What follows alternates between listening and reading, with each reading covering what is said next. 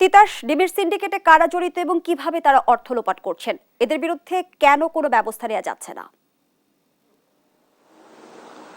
ধন্যবাদ জুই। আসলে এই যে ডিমের বাজারের যে সিন্ডিকেটের কথা আপনি বলছেন, এটা কিন্তু আজকের নয়, এটা দীর্ঘদিনের। সরকার এই সিন্ডিকেট ভাগার জন্য নানামুখী চেষ্টা করেছে, অর্থাৎ কখনো ডিম আমদানি করেছে, কখনো অভিযান চালিয়েছে, তারপরে কিন্তু কোনোভাবে এই ডিমের বাজারের যে সিন্ডিকেট এটা কিন্তু নিয়ন্ত্রণ করা যায়নি। আপনাকে আমি আজকে কিছুক্ষণ আগে যে আমরা খবরে দেখছিলাম, আসলে এই যে ডিমের বাজারের সিন্ডিকেট কোনো ধরনের কোনো অজুহাত, নানা ধরনের অজুহাত দেখেই কিন্তু ডিমের দামটি বারবারই বাজারে বাড়ানো হয়। অর্থাৎ খামারিরা কিন্তু যে ডিম উৎপাদনে মাত্র ৮ টাকা ব্যয় খরচ হয় এবং যেটি তারা বাজারে ছাড়ে ৮ টাকা ২০ পয়সা দামে, সেটি কিন্তু খুচরা যে বাজার সেই বাজারে কিন্তু বিক্রি হচ্ছে ১২.৫ থেকে ১৩ টাকা প্রতি পিস। অর্থাৎ আমরা দেখতেই পাচ্ছি যে প্রতি পিস ডিমে কিন্তু যারা বিক্রেতা রয়েছেন, যারা মধ্যস্বত্বভোগী অর্থাৎ বড় বড় কর্পোরেট যারা কোম্পানি এবং যারা আড়তদার রয়েছে, তারা কিন্তু ৩ টাকার উপরে কিন্তু লাভ করছে। অর্থাৎ আপনি বুঝতেই পারছেন, প্রতি পিস ডিমে যদি ৩ টাকা করে লাভ হয়, তাহলে এই যে প্রতিদিন আমাদের যে ৪ কোটি ডিমের চাহিদা রয়েছে দেশে, সেখানে কিন্তু ১২ কোটি টাকা লোপাট করছে যারা মধ্যস্বত্বভোগী অর্থাৎ আড়তদার রয়েছে, যারা মজুদদার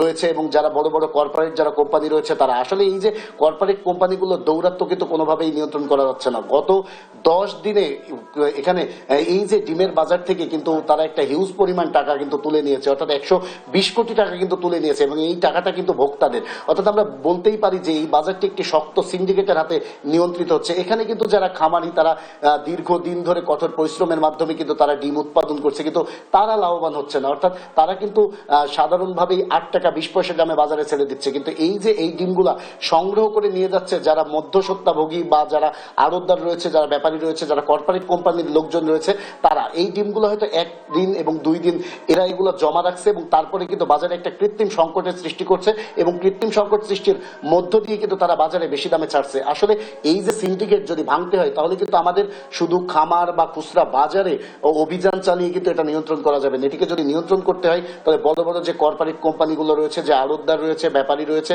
যদি আমরা এই পর্যন্ত যেতে পারি তবেই কিন্তু এটা নিয়ন্ত্রণ করা সম্ভব, তাছাড়া নিয়ন্ত্রণ করা সম্ভব নয়। আসলে এই যে ডিমের বাজারের দীর্ঘদিন ধরেই যে অস্থিরতা, এর জন্য কিন্তু কোনো কারণ লাগে না, অর্থাৎ কারণে অকারণেই কিন্তু ইচ্ছা স্বাধীনভাবে এই দামগুলো নির্ধারিত হয়। আমি খামারিদের সাথে কথা বলেছি, খামারিরা যেটা বলছে, তাদেরকে ঢাকা থেকে, পাবনা থেকে, চট্টগ্রাম থেকে তাদের কিন্তু ফোন দেওয়া হয়, ফোন দিয়ে বলে দেওয়া হয় যে ডিমের বাজার এটাই, এই দামে তারা ডিম ছাড়তেছে। এবং খুচরা বিক্রেতাদের সাথে আমরা কথা বলেছি, খুচরা বিক্রেতারা যেটা বলছে যে আসলে ডিমের দাম যে প্রতিদিন কিভাবে বাড়ছে, কারা বাড়াচ্ছে, এটা কিন্তু তারা জানে না। অর্থাৎ তারা বলছে যে তাদের ফোনের মাধ্যমে তাদেরকে বলে দেওয়া হয় যে আজকে বাজারে ডিম বিক্রি হবে এত টাকা দামে, তারা কিন্তু এত টাকা দামে বিক্রি করে। আর কেন এই দাম বাড়ছে এটি কিন্তু আসলে কোনো খুচরা বিক্রেতা বলেন আর যারা খামারি রয়েছে তারা বলেন, তারা কিন্তু এটা কেউ জানে না।